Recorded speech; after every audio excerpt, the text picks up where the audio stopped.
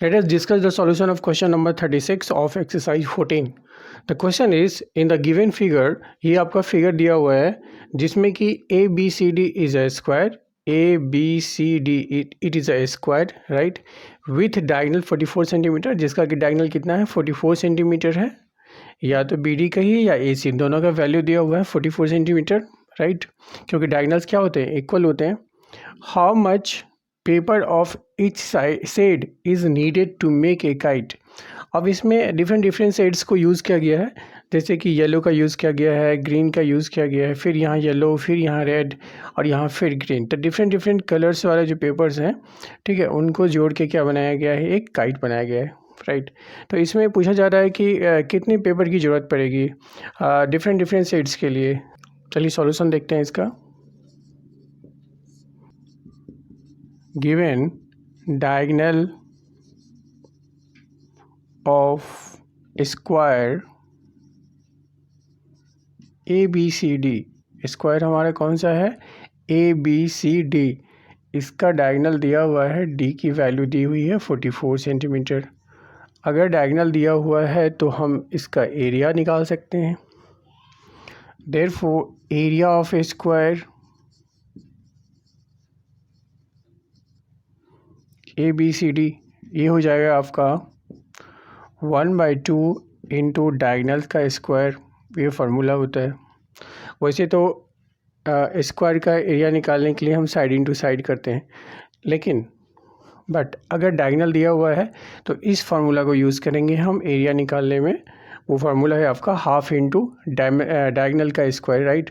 तो यहाँ से आप वैल्यू रख दीजिए 1/2 इंटू डायगनल की वैल्यू कितनी है 44 है, तो 44 का स्क्वायर. तो ये हो गया आपका हाफ इंटू 44 हो जाएगा 2 टाइम्स, ठीक है. 2 2 ज़ा 4, 2 2 ज़ा 4. तो यहाँ से 22 और 44 को मल्टीप्लाई कर देते हैं, ये हो जाता है 968 square centimetre. This is the area of this complete square, right. अब इसके 4 पार्ट्स हैं और ये 4 पार्ट्स इक्वल हैं, तो एक पार्ट का हम एरिया निकाल सकते हैं. Area of one part of square ABCD, square ABCD के वन पार्ट का एरिया, तो ये हो जाएगा 968 डिवाइड बाई 4. तो ये हो गया आपका 4 2 ज़ा 8, 4 4 ज़ा 16, 4 2 ज़ा 8,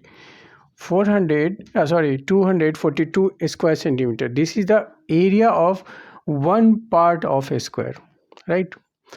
तो देखिए अगर हम ग्रीन पार्ट की बात करें तो ग्रीन पार्ट का कितना एरिया होगा, इतना होगा. येलो पार्ट का बात करें तो येलो पार्ट में इस तरह के 2 पार्ट हैं, तो हम निकाल सकते हैं 2 टाइम्स इसको ऐड कर देंगे.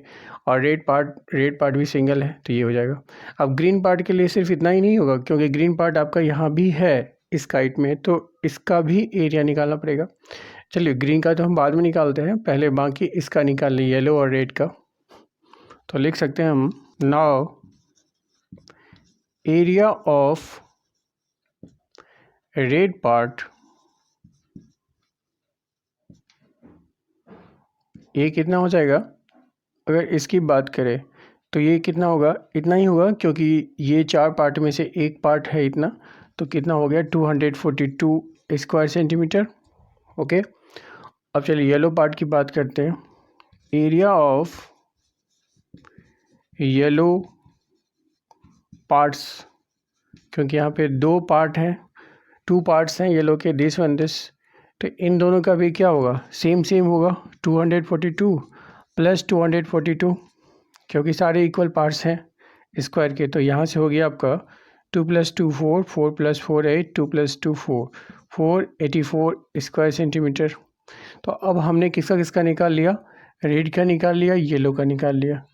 अब हमें ग्रीन पार्ट का निकालना है. तो ग्रीन पार्ट का तो एक पार्ट का स्क्वायर के एक पार्ट वाला जो है ग्रीन पार्ट, उसका तो एरिया इतना ही होगा 242, बट हमें ये भी निकालना पड़ेगा क्योंकि ये भी ग्रीन पार्ट है. तो पहले इसका एरिया निकाल लेते हैं, फिर जितना निकलेगा उसको इसमें ऐड कर देंगे, तो ग्रीन पार्ट का एरिया निकल जाएगा, राइट.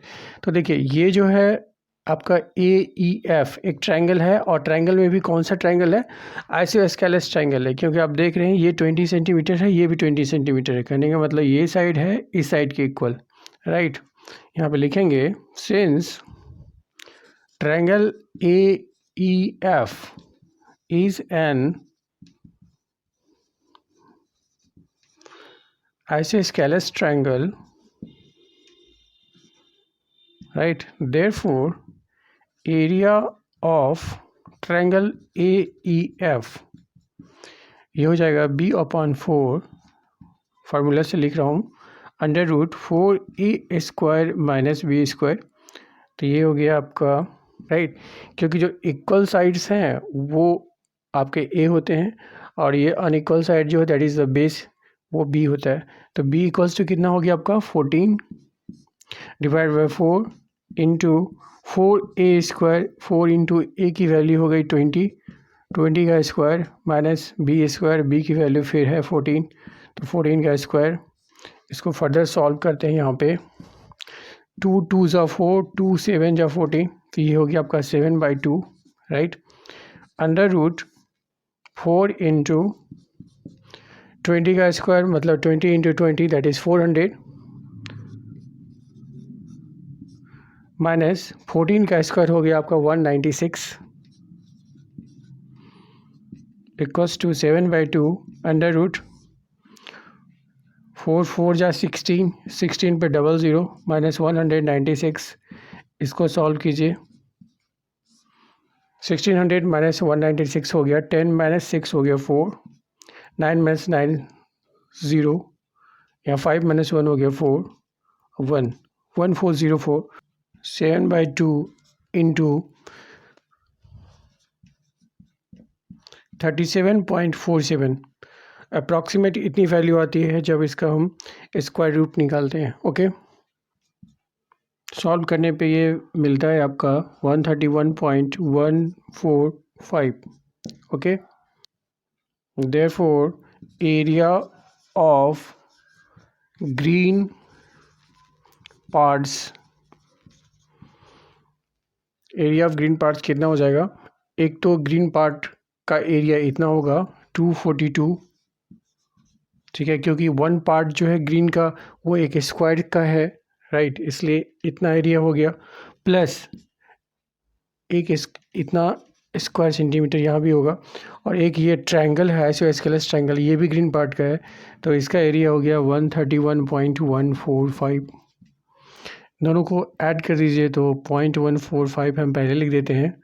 नाउ 2 + 1 हो गया 3, 3 + 4 हो गया 7, एंड 2 + 1 हो गया 3। इतना स्क्वायर सेंटीमीटर हो गया आपका ग्रीन पार्ट का एरिया, राइट।